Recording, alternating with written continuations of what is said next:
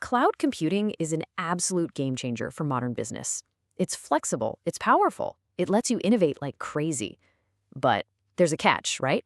That power comes with a bill that can feel like it has a mind of its own, spiraling into this huge, unexpected cost. So, how do you get all the benefits of the cloud without getting totally burned by the bill? Well, that's exactly what we're going to break down today. Does this sound familiar? It's a question a ton of companies are asking themselves. You sign up for that amazing pay-as-you-go flexibility, but if you don't have a firm hand on the wheel, that flexibility can morph into a massive financial headache. It's a super common problem, but the good news is it's solvable. So what is this unseen cost we're talking about? Honestly, a lot of the time, it's just paying for nothing. Without a real plan, companies end up paying for server capacity and resources they don't even use, which leads to just staggering amounts of waste month after month. All right, so let's get into the good stuff, how to tame that digital bill. We're going to walk through a real-world playbook from a company that figured out how to systematically hunt down and eliminate waste in their cloud spending, turning what was a huge liability into a super efficient asset. And listen, this wasn't just some vague idea to save a few bucks. They had a crystal clear mission. The goal was, and I quote, to establish financial efficiency, optimize cloud expenditure, and ensure the best return on investment ROI. See?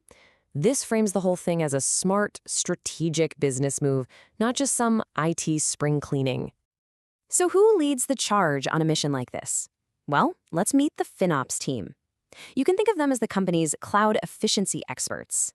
Their entire job is to be the bridge between the tech side and the finance side, making sure every dollar spent in the cloud is a dollar well spent.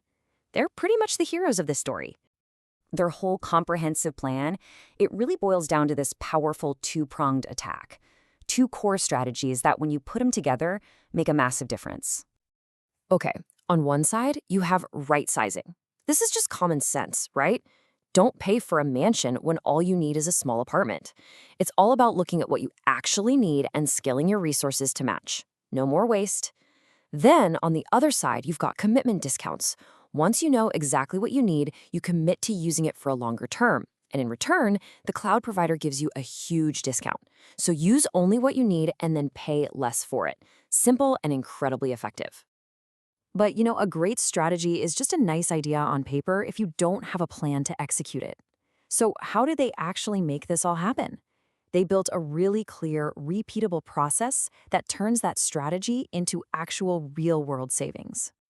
It all comes down to this simple three-step dance they do every single month. First, the FinOps team generates a report identifying all the places they could potentially save money. Second, the different department reps review those recommendations for their own services. And third, they take action. Either they make the change or they decide to hold off for a good reason. Report, review, act. It's a constant cycle of optimization. And this isn't just guesswork. The report phase is powered by awesome tools like Azure Advisor, which basically acts like a detective, automatically scanning their entire cloud setup. It can point to a single resource and say, hey, see this? You could save over $700,000 a year right here.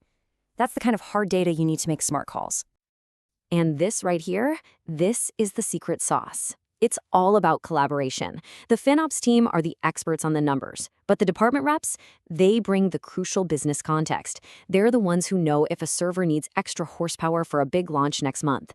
This partnership is what ensures they're cutting fat, not muscle. They optimize costs without ever putting performance at risk. Okay, now let's zoom in on the most complex part of the whole puzzle, those commitment discounts. This is where the biggest savings are hiding, but it's also where you can make some really costly mistakes if you're not careful. It's a real conundrum. Do you lock in a huge discount on a specific thing, or do you keep your options open? So the choice basically comes down to two main options. You've got reserved instances, or RIs. Think of that like leasing a very specific car model for 3 years. You get the absolute best price, but you're stuck with that exact car. On the other hand, you have savings plans. This is more like having a discount card that works on any car from that rental company. You still get a great deal, just not the absolute rock bottom price, but you have way more flexibility. And that trade-off? It's a big one. On average, those super specific reserved instances can save you between 8 and 18% more than a flexible savings plan. That's a huge number. But, and it's a big but, that bigger reward comes with a much bigger risk. So it all boils down to this one critical number, 75%.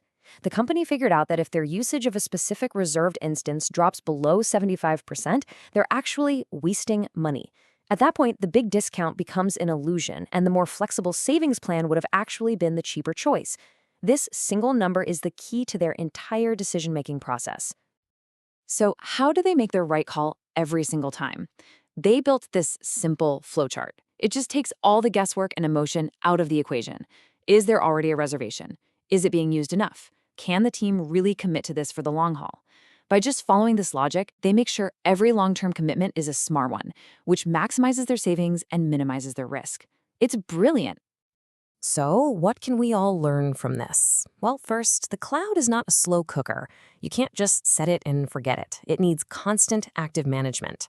Second, a clear, repeatable process is what turns good intentions into actual results. Third, real success is built on that partnership between finance and tech. And finally, using hard data, like that 75% threshold, is how you guarantee you're getting the best possible return on your investment. At the end of the day, this company's story proves that with the right strategy, the right process, and the right people working together, you absolutely can take control of your cloud spend. And it leaves us with one final thought. Your digital bill just landed. Looking at it right now, how much money are you leaving on the table?